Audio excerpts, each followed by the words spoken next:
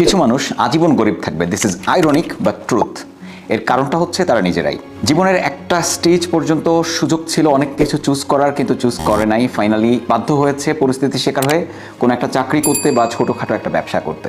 মাসে মাত্র 20,000 টাকা বেতন পান, কিন্তু তার জন্য ওনাকে 12 ঘন্টা প্রায় খাটতে হয়। উনি যখন রাতে বাসায় ফেরেন খুব এক্সস্টেড হয়ে, কখনো কখনো নাইট ডিউটি পড়ে, শিফট ওয়াইজ কাজ করছেন। তো ওনার এই পেশার বাইরে আর অন্য কিছু করার সময়, সুযোগ, শারীরিক এনার্জি এবং ওনার সদিচ্ছা কোনোটাই কিন্তু আর থাকে না।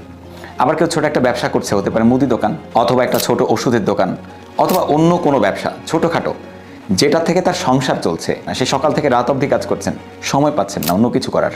আবার এই প্রফেশনটা সুইচও করতে পারছেন না।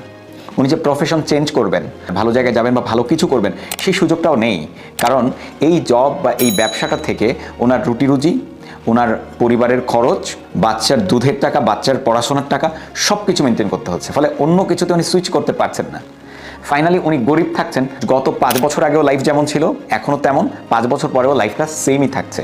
অর্থাৎ আজীবন তিনি এই অবস্থায়, এই র্যাট রেসের মধ্যে উনি থেকে যাচ্ছেন। এখান থেকে আর উনি বের হতে পারছেন না এবং ওনার ইচ্ছাও নেই। আর একটা জিনিস হচ্ছে কি, উনি স্যাটিসফাইড। উনি যেটা পাচ্ছেন এটাতে উনি স্যাটিসফাইড। উনি ভাবছেন ইনাফ ইজ ইনাফ, আর দরকার নেই। এই কারণে অবস্থাটার আর উন্নতি হচ্ছে না। ধনী ব্যক্তিদের দেখবেন, রিচ মাইন্ডসেটের পিপলেরা, তারা একটা কাজ করে, সেই কাজ থেকে যখন ডেভেলপ করে তারা আরেকটা কাজ করে এবং তাদের একটা ডেভেলপমেন্ট নিয়ে আসে। অথচ যারা পোর মাইন্ডসেটের পিপল, তারা ওই যে 20,000 30,000 টাকা আয় করে ভাবে অনেক করে ফেলেছি বা অনেক হচ্ছে বা যথেষ্ট হচ্ছে, আমার আর চাই না। এই জন্য তারা আর কিছু করতে চায় না। কোনো কারণে পরিবারে কেউ যদি অসুস্থ হয়, ডাক্তার দেখাতে হয়, তাহলে ওনাকে ধার করে সেই কাজটা করতে হচ্ছে। এই মানুষটা কিভাবে আর্থিকভাবে সচ্ছল হবে? দ্রব্যমূল্যের ঊর্ধ্বগতির বাজারে ওনাকে ওই অ্যামাউন্টটার ভিতরেই গুনে গুনে গুনে গুনে খুব হিসাব করে খরচ করতে হচ্ছে। প্রতিটা টাকা, 1টি টাকা খরচ করতে গেলে ওনাকে অনেক বেশি ভাবতে হচ্ছে। এবং এটাই তাদের লাইফের শেষ অবধি, মৃত্যু অবধি এটাই তাদের লাইফের রচনা, এটাই কম্পোজিশন এবং এটাই কনক্লুশন। সো এখান থেকে বেরিয়ে আসার উপায় কি? উপায়টা হচ্ছে বর্তমান পেশার পাশাপাশি কিছু একটা করা। কিন্তু সেই কিছু একটা করার মতো ক্ষেত্র, সুযোগ অনেকে সেটা জানেই না। প্রতিনিয়ত কম বেশি আমি মেসেজ পাই যে আমি একটা চাকরি করছি, পাশাপাশি কি করা যায় বা কিভাবে কি করব, ফাইন্যান্সিয়াল গ্রোথ কিভাবে আনবো। আমি তাদেরকে কি বলবো? তিনি জব শেষে আসেন 8টার সময়, তার দ্বারা তো অন্য একটা ব্যবসা করা সম্ভব না।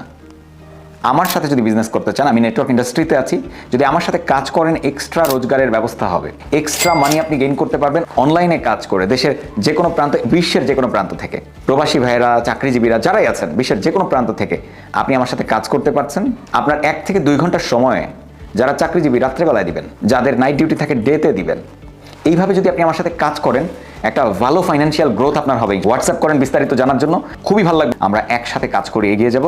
আপনার বর্তমান পেশার পাশাপাশি যদি এক্সট্রা মানি আসে, ফাইন্যান্সিয়াল গ্রোথ তখনই হবে। ধন্যবাদ সবাইকে।